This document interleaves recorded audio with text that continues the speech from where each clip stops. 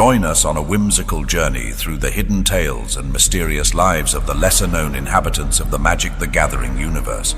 In our enchanting podcast, we'll delve deep into the realms of imagination, uncovering secrets and spinning fantastical yarns that will leave you spellbound. So grab your soul rings, buckle up, and get ready for an adventure unlike any other. Welcome to the Multiverse Memoirs. Chishiro wasn't always a man who rented his blade to the highest bidder.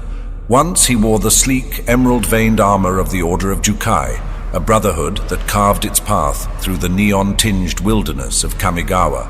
By his side, a kami named Kaima, a creature of flitting light and whispers in the wind. Their bond flowed through Chishiro's sword, a black husk studded with jade, a tangible manifestation of their trust. It wasn't just his weapon, it was an extension of himself, a promise etched in steel. But promises, like the neon that bled across the Kamigawa skyline, flickered and died. The cyber-futurists, a plague of chrome and ambition, weaved a trap as intricate as a spider's web. Chishiro stumbled into it, blindsided, and the world fractured around him. The metallic tang of blood, the choked gasps of his comrades, the chilling absence of Kaima's presence. These were the souvenirs he carried from that night.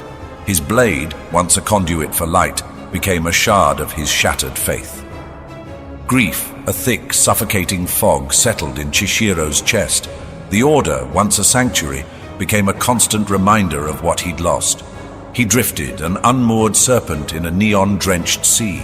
Coin became his compass, his skills as a warrior his only currency. He trained others, a bitter echo of his past, their fear a dull ache in his own hollow core. One day, a whisper of his past slithered into his present. A village, a tremor of fear, whispers of monstrous riders. The Mukotai reckoners, scavengers with a taste for destruction. A flicker of recognition, a name etched into the dusty corners of his memory. He agreed to their plea, a mercenary drawn not by coin, but by a strange, unsettling pull. The village was a collection of mismatched buildings, a microcosm of Kamigawa itself, cobbled together from tradition and technology. As he trained the villagers, their fear morphed into a hesitant trust. A trust he wasn't sure he deserved. Then, on the horizon, a guttural roar, the clatter of scavenged metal. Among the riders, a figure on a toad, a face both young and ancient, a cruel smirk twisting its lips. Tatsunari. The name ripped through Chishiro, a shard of forgotten rage. The boy, the poisoned food, the stolen blade, the massacre. Kaima, a wild, enraged spirit, had been unleashed that night, its fury a mirror of his own. But Chishiro, consumed by grief, had severed their bond, shattering not just his blade, but their connection. The village, bathed in the sickly glow of neon, became a battleground. Rage, a familiar serpent, coiled around Chishiro's heart. He lunged, blade flashing, a desperate attempt to excise the past. But the blade in his hand wasn't the one he remembered. It was a borrowed weapon, a poor substitute for the one he'd lost. He faltered, the world tilting on its axis. Then, a presence, a flicker of emerald green in the neon haze. It pulsed, a beacon in the chaos, and a sliver of recognition sparked within him. Kaima, his kami, twisted by his own betrayal, yet somehow still tethered to him.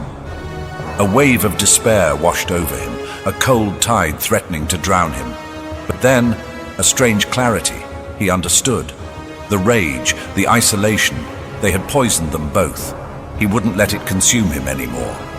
With a ragged breath, he opened himself to Kaima, the fear and guilt a raw offering. The village held its breath, caught between the clash of steel and the tremor of something far more ancient. Slowly, the light from Kaima intensified, a luminous green tendril reaching for Chishiro's outstretched hand. It wasn't the blade he'd known, but a weapon forged anew, an embodiment of their reforged bond, light and shadow intertwined, a testament to the enduring power of connection, even in the face of loss. The battle raged on, but there was a shift in Chishiro.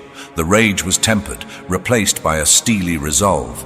He fought not just for the village, but for himself, for the chance to rebuild what had been shattered. As the last reckoner fell, the neon light seemed to dim, as if acknowledging the quiet revolution within Chishiro. He wasn't the same samurai who once patrolled the neon-drenched wilderness. The scars remained etched on his soul and his blade, a constant reminder of the price he'd paid.